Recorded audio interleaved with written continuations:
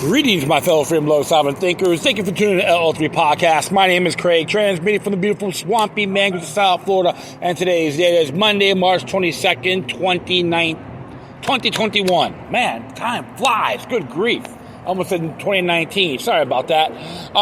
Just let you folks know if you were like, Trump lovers and all that. There's a big freedom rally happening at called Freedom Corner, located in the shopping center where Target is and all that. It's along northeast section of Oakland Park Boulevard and US 1 or North Federal Highway. And it's supposed to be from 12 to 3 p.m.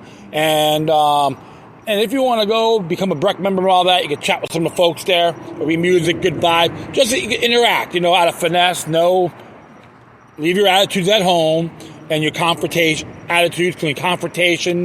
and trying to fight with people. Don't even waste your energy, all right? Because a lot of folks there are good people, and I would always go there and just mingle, because you never know. Because sometimes you may have differences, but you'd be surprised at what you have in common. And that's what the deep state, the tyrants from all levels of government don't want to see happen, okay? That's a fact. So this one here is going to be an article I'm going to read from the newamerican.com, and this is in reference to the Violence Against Women Act, okay? And this is written by Annalisa Pezic, and it says here, House passed this Violence Against Women Act that puts American women at risk. See, they all have these beautiful names, but the fine print is despotic, okay? So that's the word I like to use here. And let's see what Annalisa has to say about this. Another attack on everyday Americans by Democrats wended its way through Democrat-led lower chamber of Congress on Wednesday, March 17th, when the Women Against Violence Act of 2021, which is VAWA, passed in the House of 244 to 172.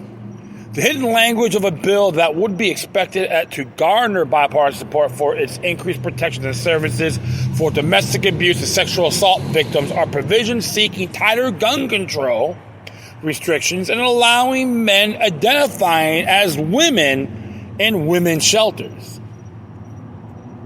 Okay, just think about that. Think about it, folks. They like to throw these bundle amendments into this referendum, right? So as I continue here, while the extensive legislation touts enhanced safeguards for women and victims of abuse, Republicans argue that a number of new revisions, in fact, place women at risk. The VAWA moves to the Senate next, where it's likely to be stalled by a Republican filibuster. Anticipating significant GOP opposition, Democrats have turned in pledge to create individual bills to advance gun measures that they claim are desperate needed owing to the soar rise of gun sales in 2020. As reported by The Trace, a bipartisan bill separated from the VAWA introduced by Representative Debbie Dingell, Democrat from Michigan, co-sponsored with Representative Brian Fitzpatrick, Republican from Pennsylvania, seek to ban guns for convicted stalkers. Okay, so more government knows best, right? The Lori Jackson Domestic Violence Survivor Protection Act, introduced by Senate Democrats, will prohibit subjects of temporary restraining orders from possessing guns. So, temporary restraining order. Okay, so possible no due process, right? Notably, Wednesday's vote include 29 of 211 House Republicans who joined Democrats favoring the nearly half-century-old VAWA law, first introduced in 1990, and then Senator Joe Biden, Rico Act's #1 fan, right? Newsweek reported a full list of Republicans who voted against the latest iteration. The VAWA became law in 1994, expired in 2018, but was introduced in 2019 as H.R. 1585 by Representative Karen Bass, Democrat from California. Yes, you hear the drawbridge in the background. I am along the New River. beautiful night, too. Beautiful day and night right now in Fort Lauderdale. So, it's just pretty cool. So I'm going to continue on here. The 2019 version of the bill sought to close the so-called boyfriend loophole, which would extend existing federal laws preventing the purchase of firearms to dating partners convicted of misdemeanor stalking. Okay. Currently, federal law bars spouses, living partners, and people with children together who have been convicted of domestic violence from owning a gun. Despite passage in the House, the 2019 reauthorization bill quickly died in a Republican-controlled Senate. The bill has been picked up once again for renewal in 2021. During his presidential bid, candidate Biden campaigned on the legislature's comprehensive approach to violence against women. Rhetoric. A person supporting this legislation, which you know what he is he's a violator himself, right? I'm sorry, folks. I just gotta laugh.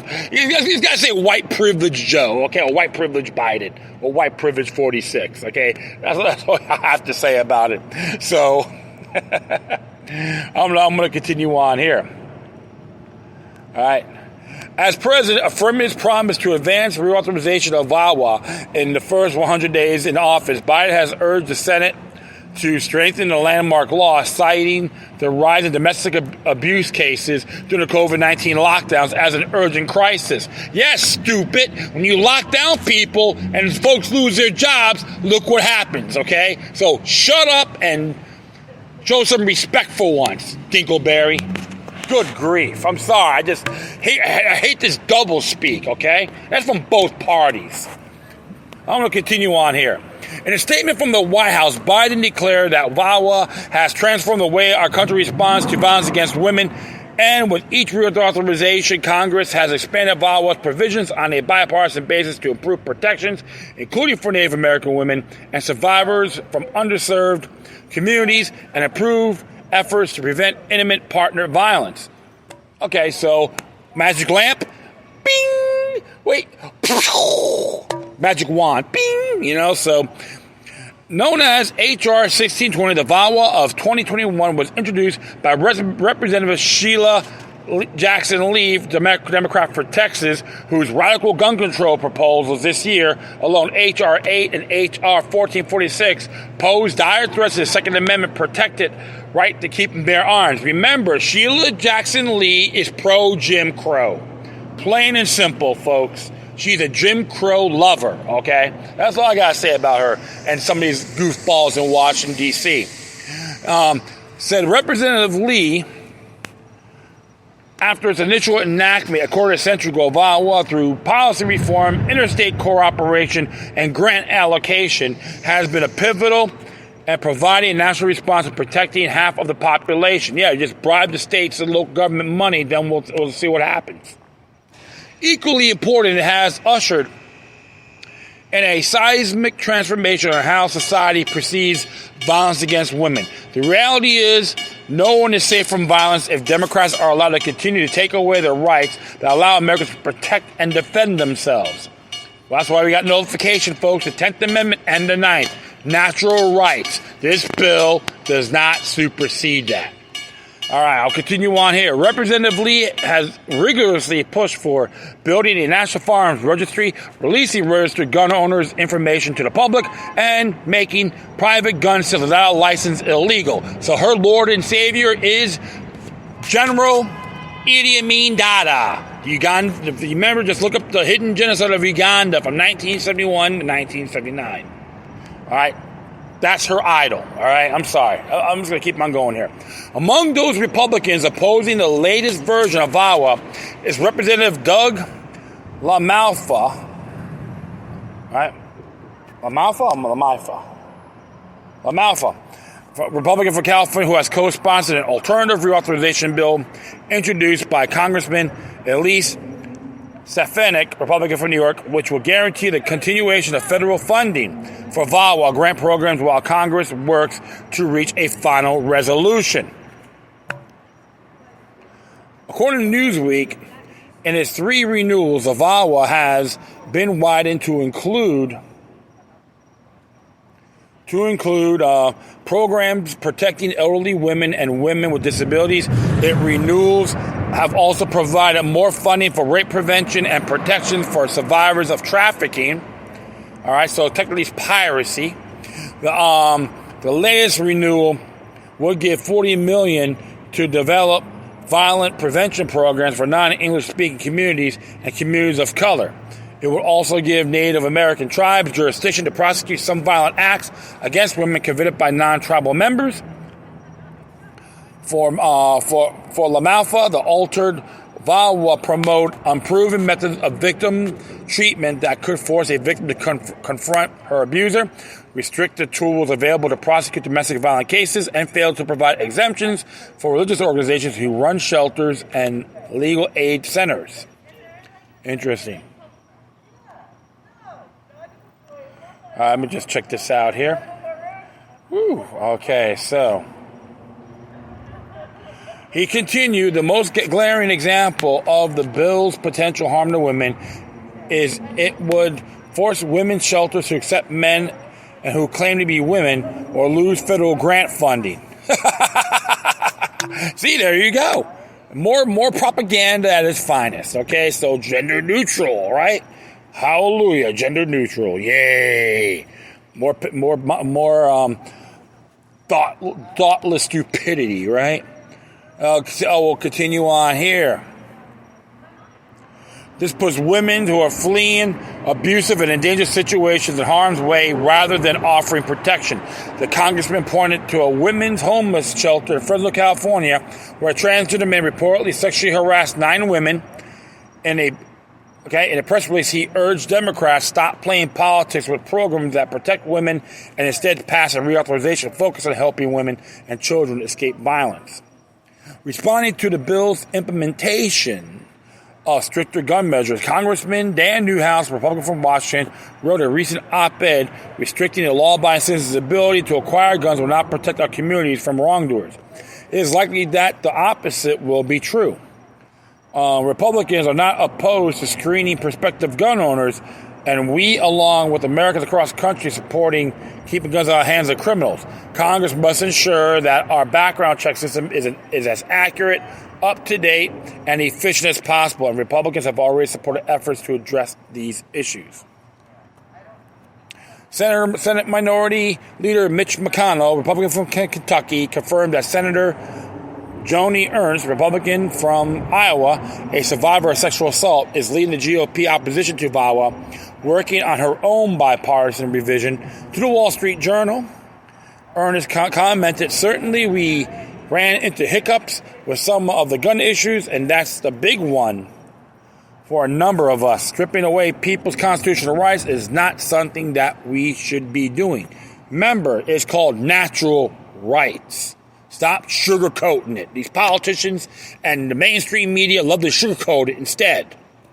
I just get a little bit edgy at times, folks. I'm sorry. I like being insulted. That's how I am for a lot of areas. It's called principles. So I'm going to proceed. Ernest is right. We do not protect our freedom, and we're going to lose them. After 53 weeks of a projected 2-week lockdown, America is operating nowhere near close to normal.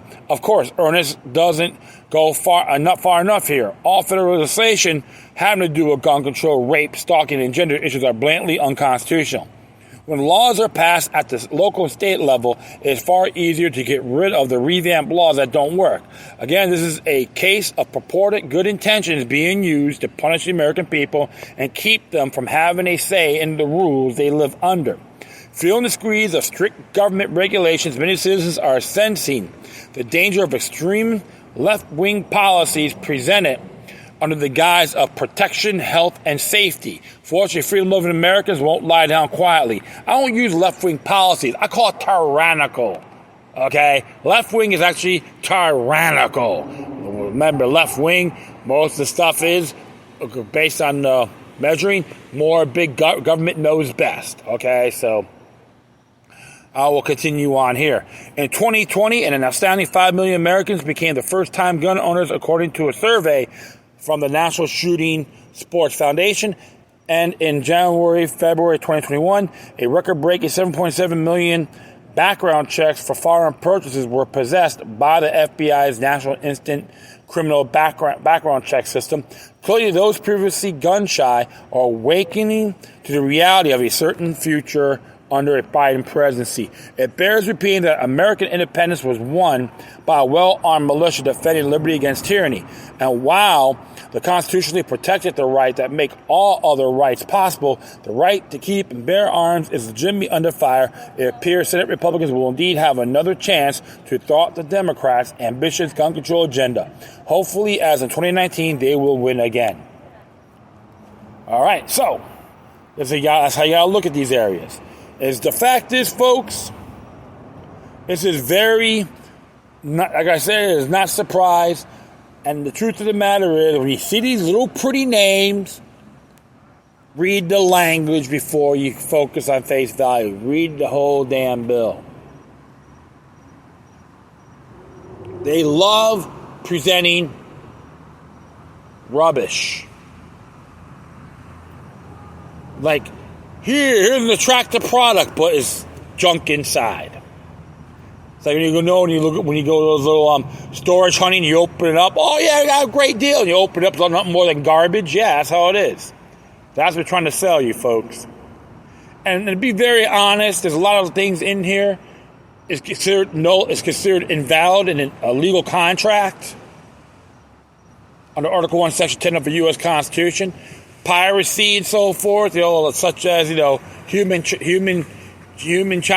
trafficking. Yeah, that's considered a federal thing because it's under piracy. However, a lot of the language in there, based on this article, it's illegal. Period. No ands, ifs, or buts. I can see states get involved and do their own little version of this on a particular level that nullifies this bill if it gets passed by the Senate and signed by the president. That can be done. They can do all the bribing they want. Who the hell cares? So that's the way I look at it. I do support women, victims' rights of sexual assault. I support all victims of crime. Doesn't matter what gender, race, color, creed, sexual orientation, etc. If you violate others, you're the criminal. Plain and simple. And that will be it. I thank everyone for listening. Plus, feel free to download and share us throughout your social media networks. If you have any questions, comments, or something interesting, you want to check out, whatever you do, please send your correspondence with decorum. Furthermore, I will leave the footnote of this article on my speaker page. And if you want to contact me, hit me at LookYouLuckNumbers03@protonmail.com. If you want to send some donations, you can hit me at paypal.me or cash.app/LookYouLuckNumber3. And if you want to support the New American, be a subscriber or send donations, I will be greatly appreciated. All right, folks. Once again, thank you for your time. Plus, always remember that demoniac resistance is healthy for the soul and can liberate humanity. Until next time, take care of yourselves. Keep on spreading love, and may your guardian spirits be with you.